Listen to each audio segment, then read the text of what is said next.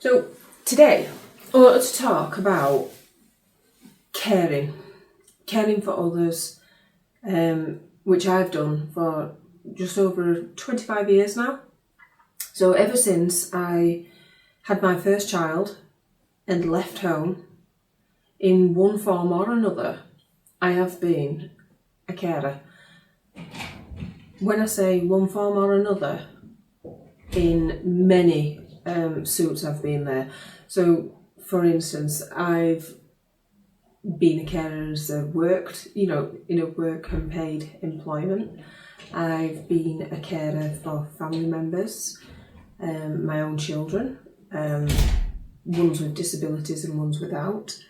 I've been a carer for a hospital and a larger organisation, and then I became a care manager and opened my own care business. So I think over the years I've managed to gain a little bit of a broad spectrum, if you like, of what it is to be a carer.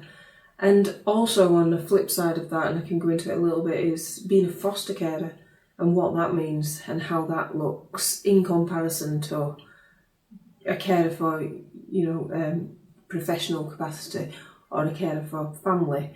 And then you have new family members that you enter into your life and they take over everything, and the appointments that come with that and everything that's just...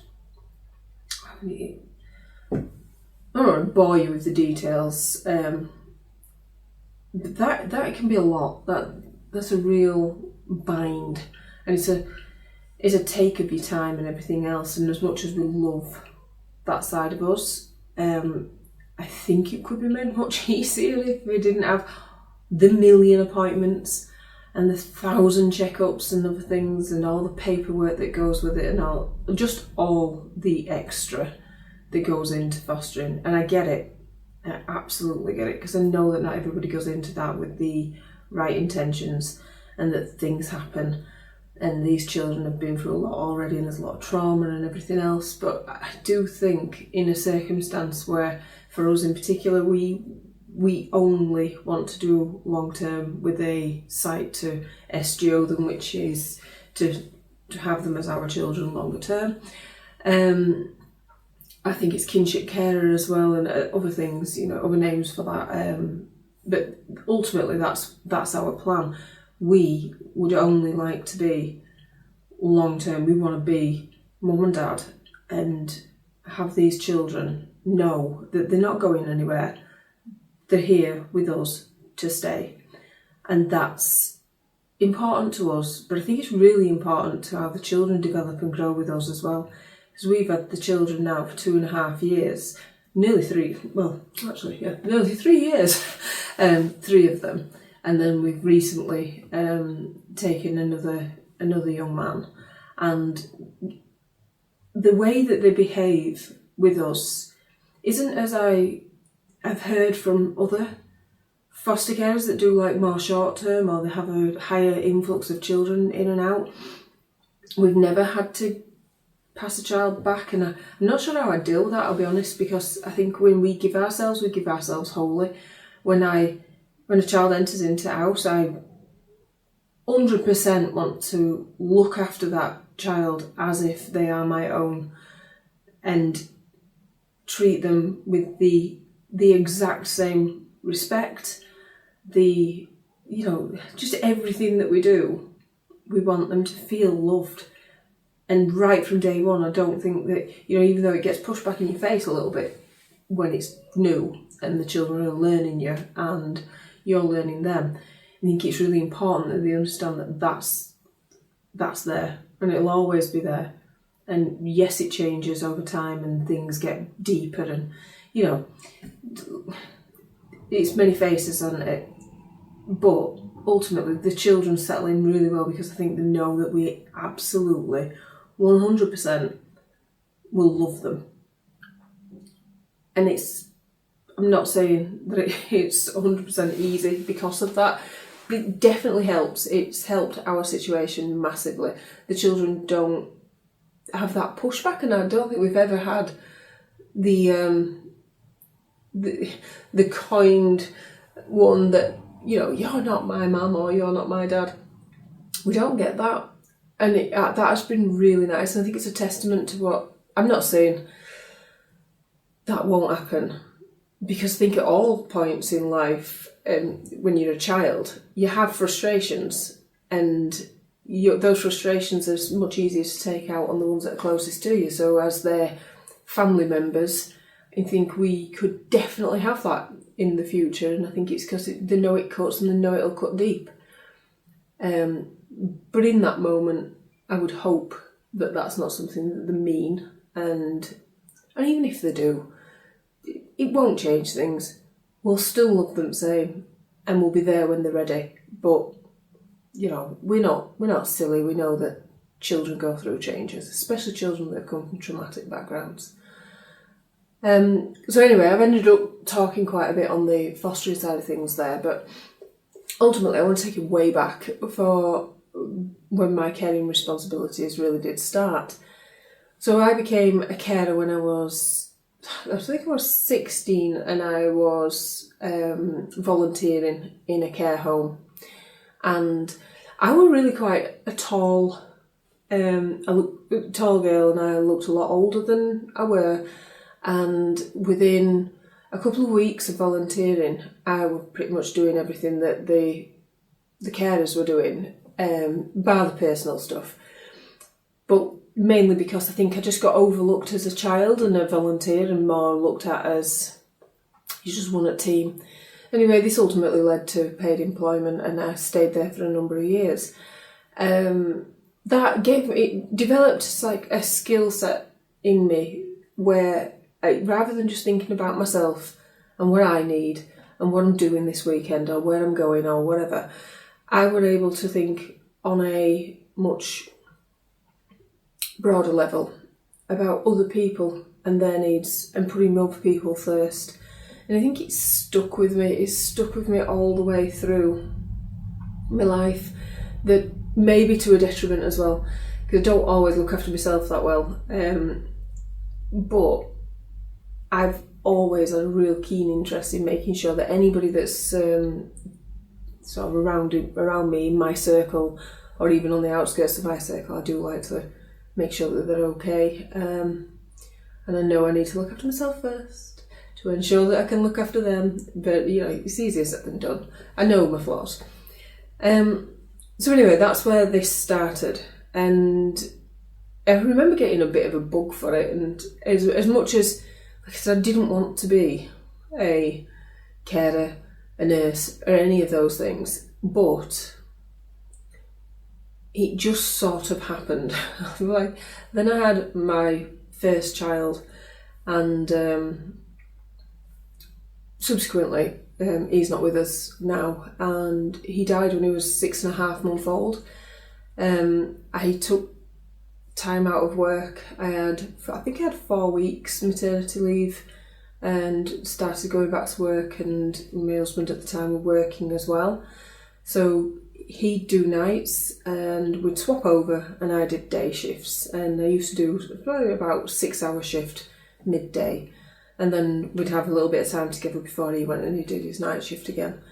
This went on obviously until he passed away, and he passed away of sudden infant death syndrome, which I know is commonly known as well, and sometimes misinterpreted as cot death.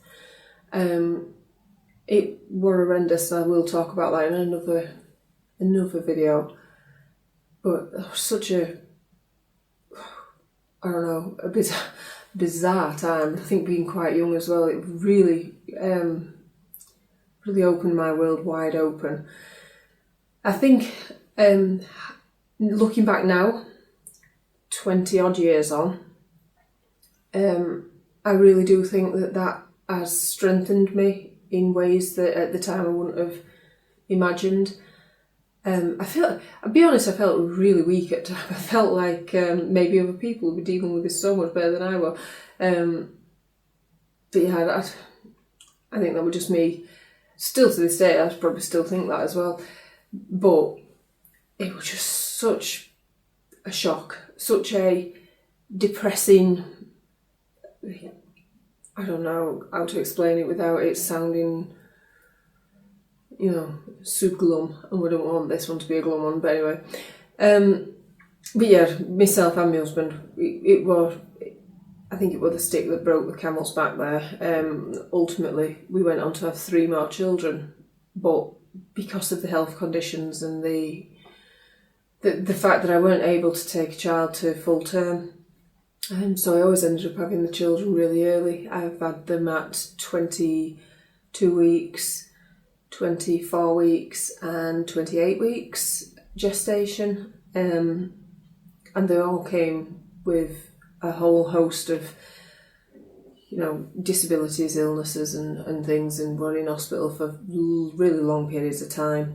And I felt that again, part of a caring responsibility, has really played into how I feel today with how much I do care and how much, like, it's so much of a part of me now that I can't imagine my life where I'm not actually looking after somebody. And some might say that that's not a great thing, and maybe you should take time out and find yourself and all the rest of things. But I think while ever I'm happy doing what I'm doing, then I don't really need to fix it. But I'm always open to changing things up if I ever needed to. But while I have responsibilities like I've got, that's just not going to be something I can do until much later on, I think. So the children, when they were born, with all the varying disabilities and such, we did try for a period of probably about 4 years to make the marriage work, but it were horrendous all the time. I couldn't look at him without that feeling of not being supported, because he was an alcoholic. It was directly through the death of his child, but I felt like I was looking after the 3 children with needs and a 4th child that needed me, but didn't need me at the same time because he was fully able to do things, but he'd got this crutch, this alcoholism that were just making him do weird and wonderful and bizarre stuff. And it put such a wedge between us, and we tried for a period of time, but I think it weren't a great environment. It was definitely not an environment that you'd want your children to start and sort of be aware of. One parent was getting along with just what I'd class as normal day activities and doing multiple hospital appointments by herself, and ensuring that everything was done to the best of my ability. I wasn't perfect by any means, but just ensuring that all these appointments were covered, that the health needs were looked after, that the children had the right care at the right time, and all those type of things. And that I was still maintaining sort of family links, friend links, and all those type of things. And he just wasn't part of that. And I think it really broadened sort of like our closeness. That before, with all the children, he was a lovely guy. I think he was very misunderstood, but he was really genuinely smart and very, very loving. But I feel like he opened himself up to get married, to have children, and it was destroyed, and they were Irish Catholics, his family, and everything just went very flat, very quick. This is how things were meant to be. It was God's will. That I'm not going to get into a religious spat because I am neither here nor there when it comes to anything like that. I'm quite open, but I definitely felt isolated in that moment, and that weren't conducive to us all being able to move on and move forwards properly. And they had this whole drinking culture that allowed them, I don't know, to tell stories and keep recounting everything that happened. It never allowed him to move forwards, but it really deepened the alcoholism, as it were. That's what they did. So yeah, tangent again. And I'm good at these tangents. It's a me thing, I think. But that aside, we ultimately parted ways, and I became full-time carer for the children and had to pack in work. So we had a period, it weren't long, I think it was about 8 months, where I was single, and I've got to say it was one of the hardest times because there was no extra support, even though he'd got his own demons and everything else. You know, he was still present, and at points he was still lucid and able to help me out. But at that point when we did split, there was really nobody, and it's really weird how people avoid you when you split up with somebody and you've got 3 children and they've all got needs, and it's a bit like, woo, like, don't go near her, she might be catching. And that's how it feels. You do actually feel like people don't want to come and be close to you because their marriage might break down because of it. So, that's how it felt. And I have some of the friends at the time say that afterwards, you know, like, oh, it really puts a dampener on things, and you know, we don't actually know what to say to you and things like that. And I get that. I totally get that. But at the time, I felt really lonely. It was just really crap times, and I really feel for anybody that's going through that. And now I know I'm saying this, and I have literally about 5 followers on my channel, but if there is somebody that is going through anything that I talk about, I am more than happy to reply to your comments. I am more than happy to be an extra person. And if you really just want to lay it all out, I am not judging. I've been in a lot of places and know what a lot of people are going through. And no, I don't know everything, and I know everybody's scenarios are different. But I can definitely be a friend if needed. And I know this really feeds into the whole like not giving up caring responsibilities, but I do care, and I want you to know that. I want you to understand that if there is a need, I will help wherever I can. And that could just be that I am just an ear, but I will be it. So drop a comment if that resonates with you, if you want that as, you know, to help pick you up, to get you through a period. And it's with no strings. I'm not expecting anything back. Just if you need help, let me know. Anyway, back on it.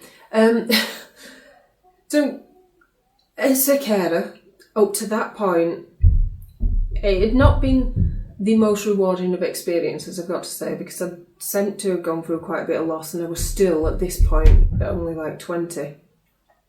I had to have an hysterectomy, so I knew we were never going to be able to have any more children. And I'd been dealing with quite a lot of pain and other things that led up to that. And I think, you know, it all just adds on and makes you feel pretty miserable about yourself. But then I met my second husband, and that's like a light shining down and opening my world up a little bit, and just allowing me to do things that I'd not at that point been able to do when I was starting to feel a little bit low and alone. That, I mean, I'm not going to go too much into this, but you know, it was a 10-year marriage, and we were good for each other because we both built each other back up in that period of time. We weren't right for each other, and we both knew that. And I think really early on in his marriage, we'd had that discussion, and it was almost agreed silently that we knew this weren't going to be a long-term thing. We weren't going to be together forever. However, that said, we were together for like 10, 11 years, I think it were in end. And when we split, it was really amicable. It was not like a big drama or anything. It got a little bit messy once all, you know, you have to start splitting houses and all the rest of it. But I've never been that money-minded, so it you can take what you take, and I'll build up again.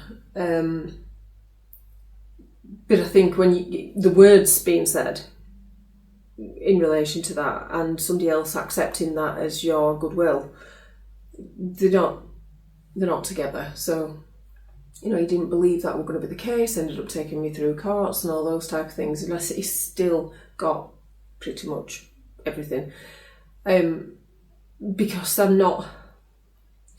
had no real fight in me. I'd built myself back up as a person, and I'd built my mood back up, and I were able to be much happier, able to deal with the children's disabilities and other things. I was working again, I was back as a carer, and nursing as well in hospital.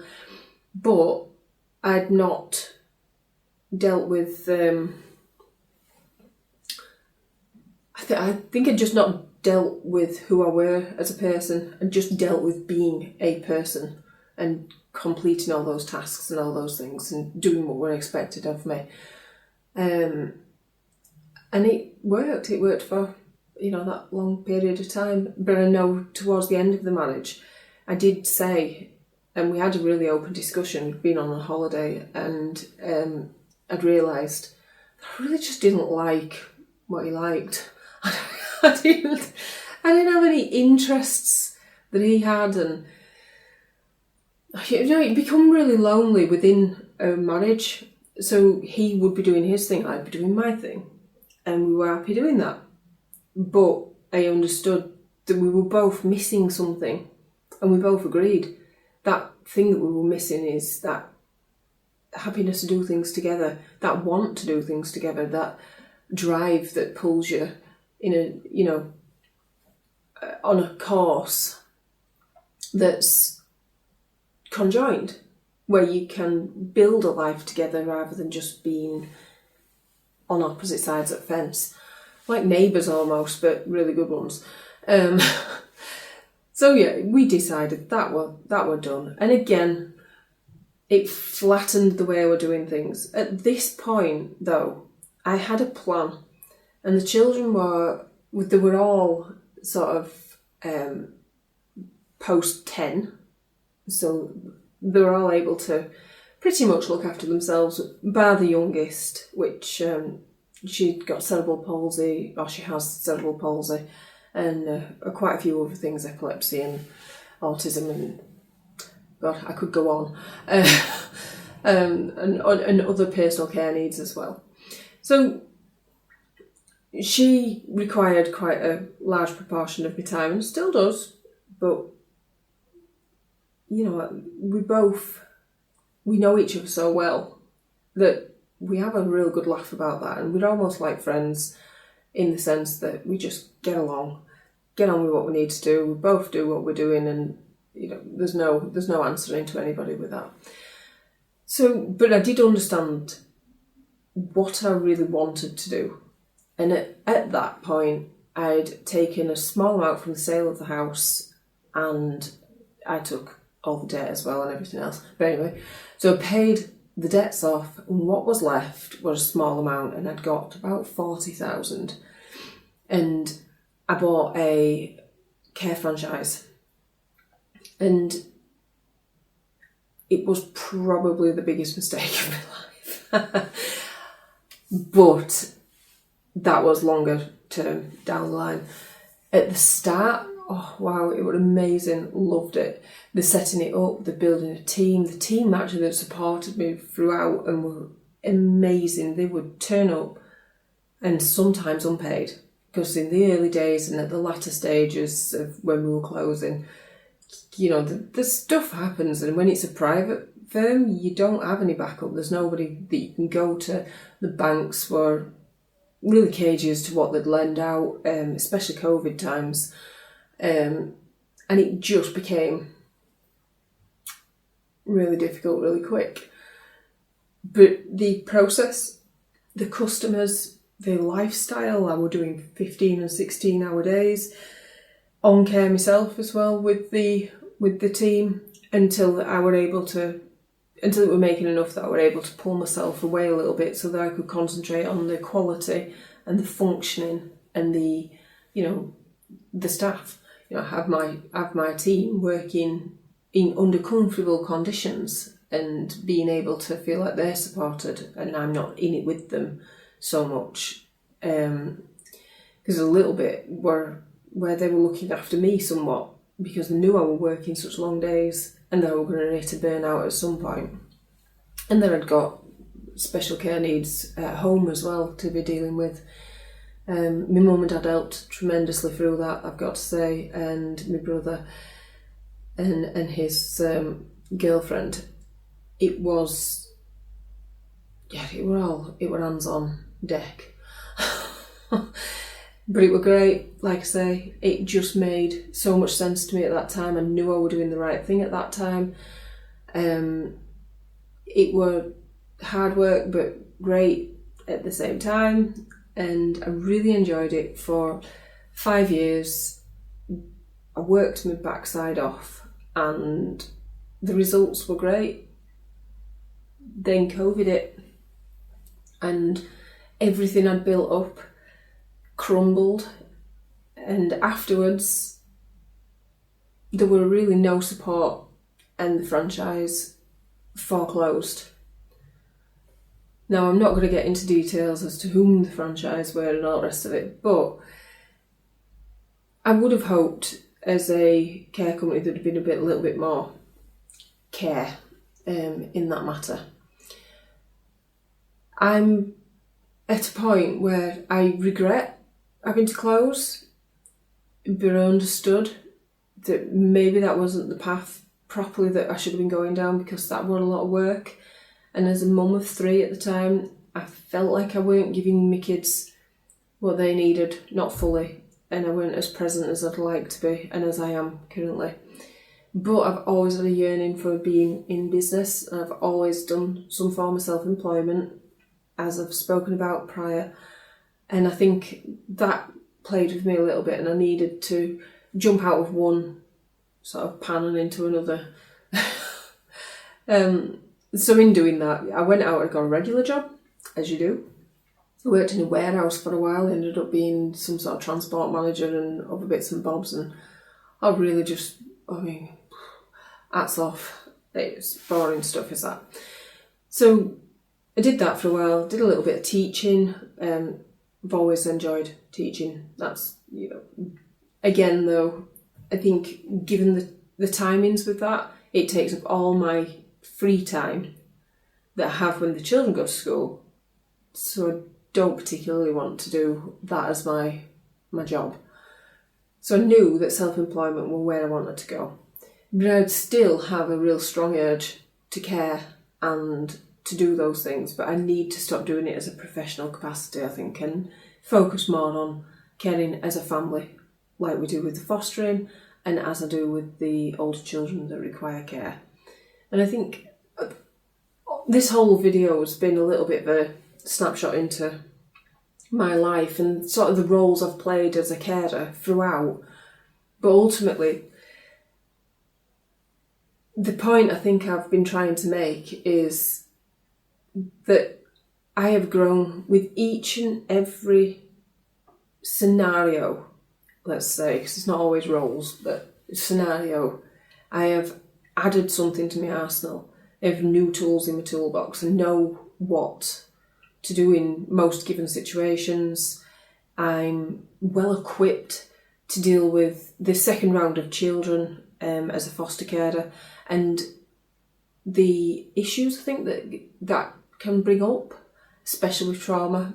I feel that I'm also well equipped to be able to, in a marriage, spot when things aren't quite right and when it needs some extra attention, or I need to be a little bit more forgiving and allow for things to just not be right sometimes, maybe not micromanage it so much.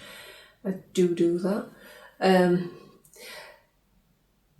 But yeah, I think ultimately I have grown. I've grown as a carer, and not all the roles have been great, but every single role has taught me something. Every caring responsibility I have had, every scenario I've ended up in, the things I've seen, the deaths, the accidents, the incidents, the trauma, the family grief, and all those things, I think have taught me something really valuable, and that's caring isn't a responsibility, it's a privilege. I feel privileged to be able to be in other people's lives in a capacity that helps them to deal with things that would otherwise be very lonely. And I feel that it is such joy. It's probably the wrong word, but I can't think of a good one at the minute, and I do like to do these videos in one run because I'm not keen on edits, because I'm really crap at it. So yeah, probably a joy. It gives me joy to provide them and anybody that needs it with a little bit of something, however small it is. And just I probably need to feel needed, and I like to feel that I'm doing something worthy with my time. So I hope that you've enjoyed this video, and I really do hope that you would subscribe and leave a comment, like I said earlier on in video, if this resonates with you, if you are somebody that's feeling lonely, feeling overwhelmed, have caring responsibilities, or are the person that's being cared for yourself, or just anybody really. If it resonates and you want to ask a question or you want to reach out, please do. I am more than happy to help, and I will do, as long as I can physically manage it, I will be doing it. So all the best to everybody. I wish you all well. Goodbye.